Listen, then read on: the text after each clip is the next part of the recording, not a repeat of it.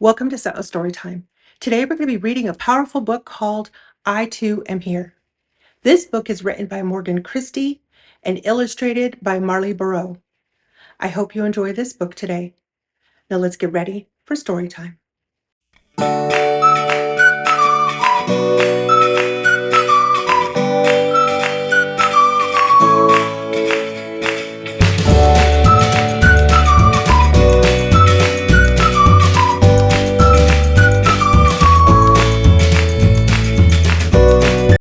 I Too Am Here.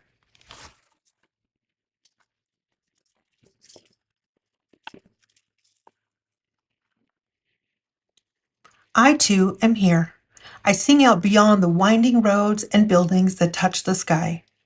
The street I live on is made up of families from all over the world. Our cultures twirl through the neighborhood like spinning leaves, spreading pieces of us all around.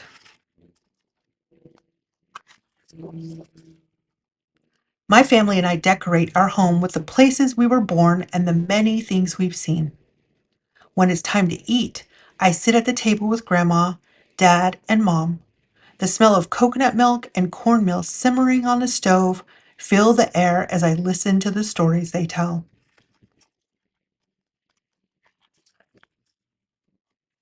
Grandma tells of when she first left the island and its warm breeze, how the moon's glow reflected differently off the rain in the new country, how she worked 3 jobs and saved enough money to send for my dad. She tells me about the night the police came knocking on her door because her neighbors had reported a crime. In bright red paint, someone had written, "Go home," in big letters around her fence. So she bought 2 heavy cans of deep brown paint and covered the bright red words with long strokes of her brush. "You're so strong, Grandma," I say, "to carry such heavy cans." She smiles at me. But I don't understand her story.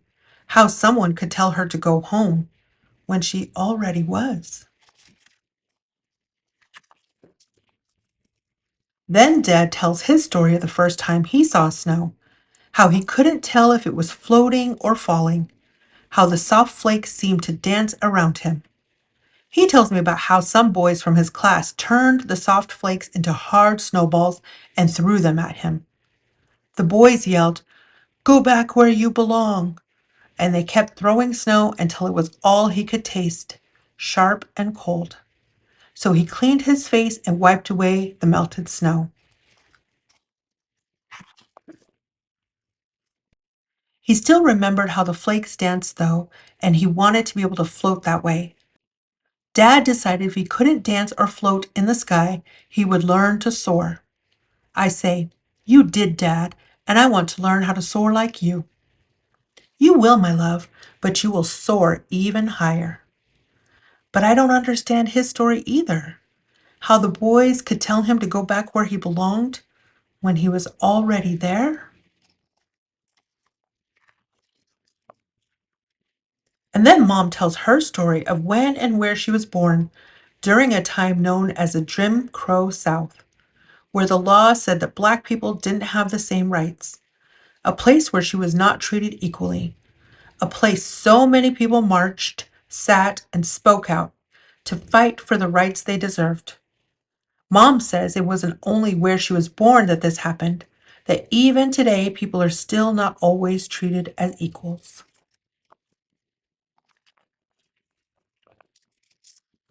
It is time for my story of the time at school after we sang the national anthem when a girl in my class did not want to hold my hand. When asked why, she pointed and whispered, "I don't want to touch her skin." She was pointing at my rich, dark brown skin. I suddenly felt the weight of the heavy paint cans Grandma carried, the way snow tasted to Dad, and Mom's words come to life.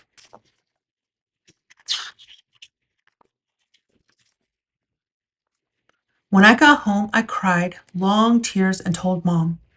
Then she read me a poem called I Too by a man named Langston Hughes. I know how he felt, I told her. I don't feel so beautiful right now. Sometimes, Mom said, people will try to make you feel like you don't belong. Sometimes their words will be loud, and sometimes they'll be whispered, and sometimes they won't use words at all. It may be a look or even a gesture, but you are here.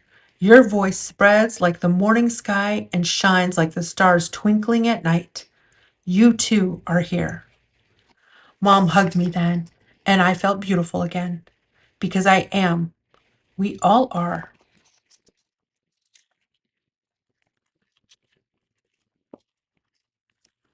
Some of us were born here, like me, and some of us were not.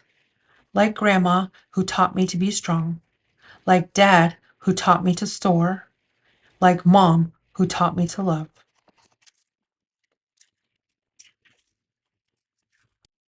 People come from all over the world. Our songs rise with the sun and spread with the horizon. Our stories and cultures shape the places we call home. I, too, know how it feels to be told I do not belong. But I know how wrong they are. They will see and be ashamed, because I, too, am here. I am. I, too, am here. The end. Thank you so much for reading I, Too, Am Here with me today. I hope you enjoyed this story. Now, don't forget to come back and check often as I read new stories each week. Have a beautiful day.